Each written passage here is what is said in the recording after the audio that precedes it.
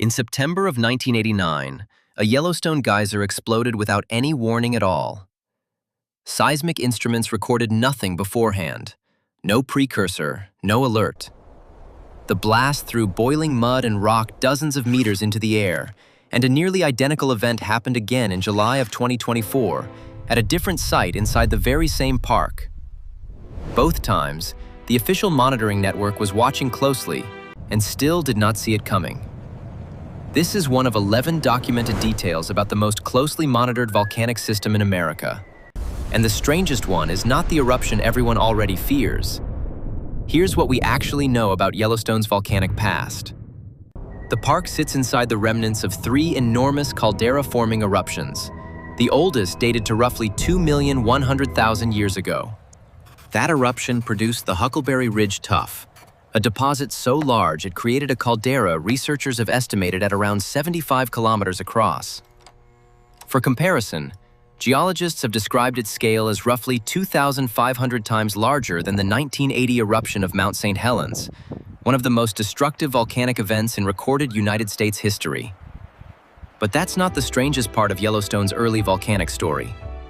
The second major eruption came about 1,300,000 years ago, producing a smaller deposit known as the Mesa Falls Tuff. That's where the pattern already gets messier. This eruption was considerably smaller than the one before it, not a bigger repeat building towards some rising curve. If Yellowstone's eruptions followed a simple, escalating rhythm, this is the point where that idea would already fall apart.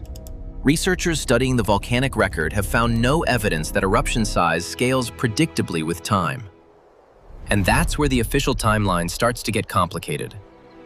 The third and most recent caldera-forming eruption happened around 640,000 years ago, producing the Lava Creek Tuff and the caldera that still defines the park's interior today. That's the eruption most commonly cited when people call Yellowstone overdue. Compared to what's still coming in this video, though, that claim is still the easy part to take apart. The harder question isn't when the next caldera eruption might happen. It's why so much public attention stays fixed on the least likely hazard in the entire system. And that question starts with a number most headlines get wrong. Do the math on those 3 dates and the gap between the first and second eruption comes out to around 800,000 years. The gap between the second and third is shorter, closer to 660,000 years. Affiliated, the explanation is simple. An average of those 2 gaps is just a mathematical convenience, not a countdown clock. The problem is that the 2 real intervals aren't close to each other at all. Nearly 800,000 years apart, then under 700,000, which makes average the wrong word for a pattern that was never really a pattern. The United States Geological Survey has stated directly that Yellowstone is not overdue for an eruption, noting that volcanoes don't run on the kind of predictable schedule a library book or an oil change does. If 3 unevenly spaced data points can produce a headline-ready countdown number, is that number actually meaningful, or just a comforting illusion of precision? Tell us what you think in the comments. That's not something this script is going to settle for you. But the number attached to it is worth putting in real perspective. Averaging those 2 intervals produces a rough annual probability of another caldera-forming eruption at Yellowstone of about 1 in 730,000. A figure the USGS itself has published as a statistical approximation, not a forecast. Here's a claim worth arguing about. The supervolcano overdue narrative may have done more to distort public understanding of Yellowstone than any actual volcanic activity in the park's recorded history. If a probability that small keeps generating headlines every single year, what does that say about how the story gets told versus what the data actually supports? Here's where the story shifts from the eruption nobody has seen to the hazard that keeps happening anyway. Here's the detail that doesn't fit the popular narrative.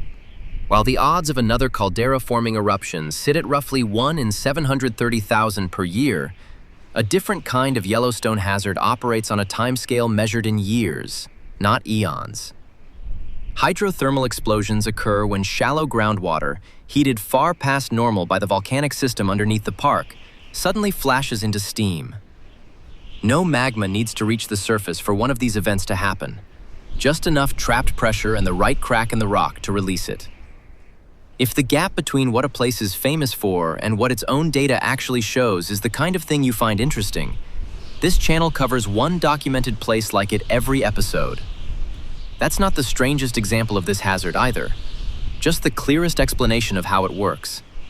Go back to that geyser from 1989, because it's about to matter again. Porkchop Geyser in the Norris Geyser Basin had spent years transforming from a quiet hot spring into a perpetual spouter, throwing water 6 to 9 meters high on a near-continuous basis. Chemical analysis of the surrounding rock later showed the underlying water temperature had climbed by roughly 60 to 70 degrees Celsius between 1962 and 1989. Officially, decades of rising temperature inside a single geyser should have been exactly the reminder sign geologists needed. The problem is that gradual warming like that happens at dozens of features across the park without ever leading to an explosion. So, in hindsight, it looks like a clear signal, but at the time, nobody treated it as one. Try to imagine standing on that boardwalk and hearing it happen. On the 5th of September that year, the whole feature blew apart in a single shallow steam explosion, throwing rock and mud tens of meters into the air and leaving a crater more than 10 meters across.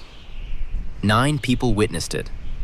None were hurt, but compared to what's still ahead in this video, that's still the gentle version of this hazard. Porkchop Geyser wasn't an isolated case, and it wasn't the biggest one either.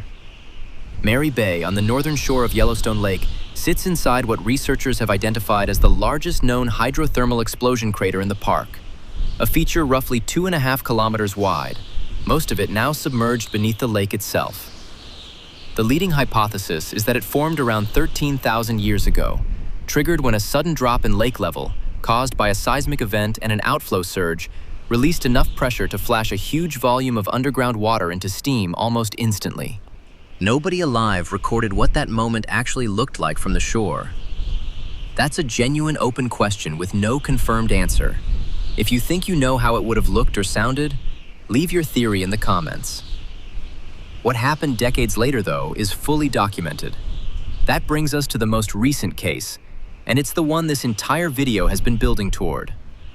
On the 23rd of July, 2024, a hydrothermal explosion tore through Biscuit Basin, just a couple of kilometers from Old Faithful, sending a column of rock, mud, and boiling water an estimated 120 to 180 meters into the air. Visitors filmed the entire thing on their phones. Officially, the explanation is simple.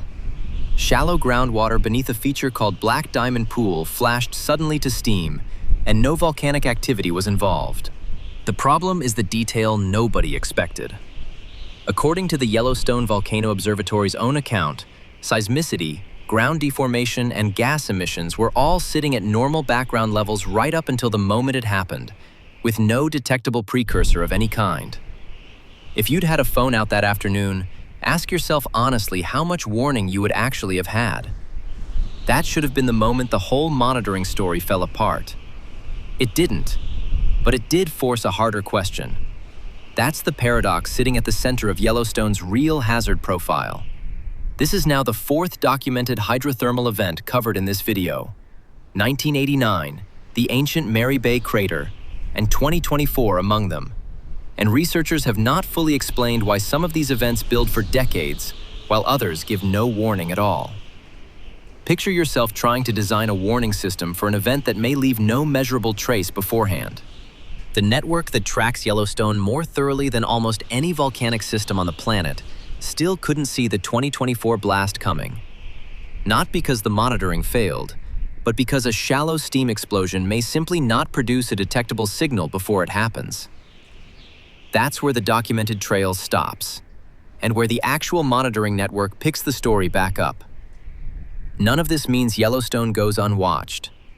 The Yellowstone Volcano Observatory runs one of the most extensive volcano monitoring networks in the country, combining more than a dozen continuous GPS stations with borehole strain meters and tilt meters to track ground deformation down to fractions of a centimeter. A seismic network of roughly 50 instruments records somewhere between 1,500 and 2,500 earthquakes in the region every single year, the overwhelming majority too small for anyone standing on the surface to feel.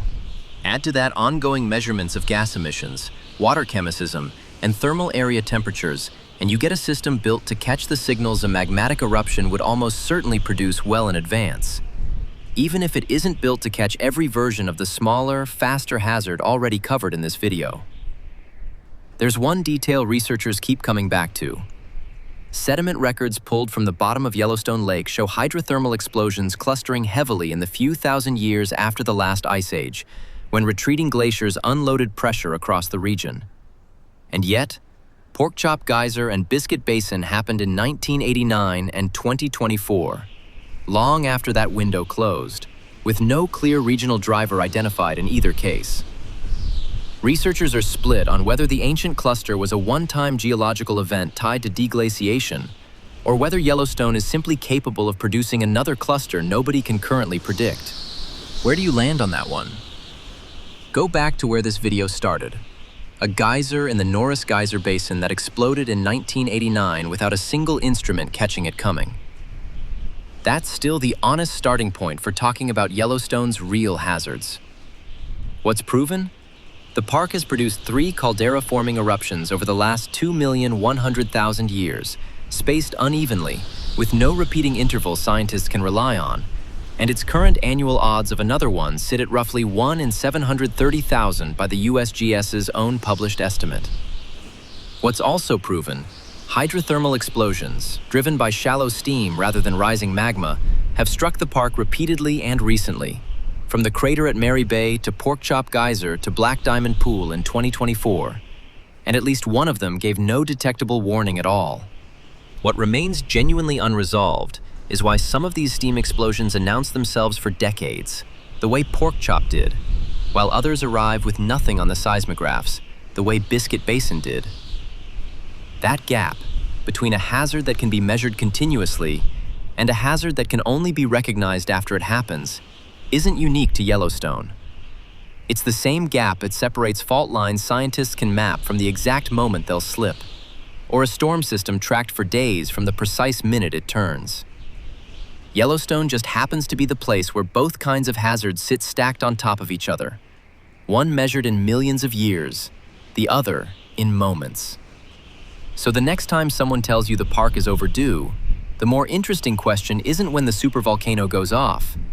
It's which quiet corner of the park is warming right now, the way Porkchop did for 30 years, without anyone watching closely enough yet to notice.